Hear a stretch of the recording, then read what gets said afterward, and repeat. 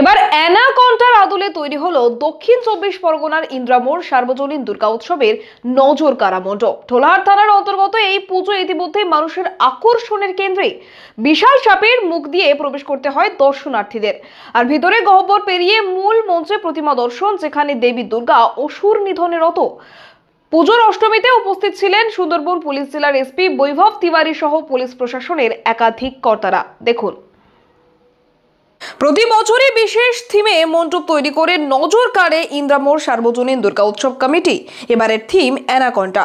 বিশাল সাপের মুখ দিয়ে প্রবেশ করার মুহূর্তে গা ছমছম করলেও এই ভয়কে যেন আনন্দে রূপান্তরিত করেছে এই প্যান্ডেল।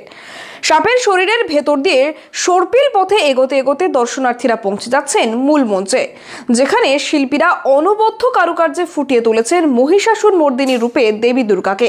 চারপাশের আলোকসজ্জার রং আর শব্দ প্রবাহ যেন দর্শনার্থীদের এক ভিন্ন জগতে নিয়ে যাচ্ছে। এলাকাবাসী থেকে দূর দূরান্তের মানুষ ভিড় জমাচ্ছেন এই অনন্য মণ্ডপে। ইতিমধ্যেই প্রতিদিন হাজার হাজার মানুষের ভিড়ে সরগরম হয়ে উঠেছে ইন্দ্রামোড়।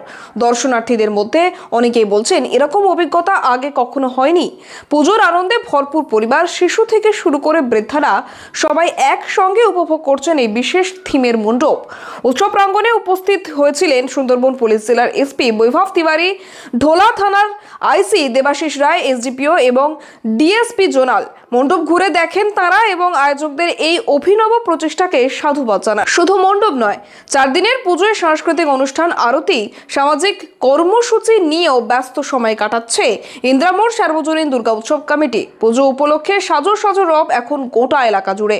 সাপের মুখ দিয়ে ঢুকে লেজ দিয়ে বেরোনোর এই অভিনব অভিজ্ঞতা 2025 সালের শারদ উৎসবের অন্যতম আকর্ষণ হয়ে উঠেছে। দক্ষিণ 24 পরগনা থেকে গোপাল সিলের রিপোর্ট, ডিএন নিউজ বাংলা।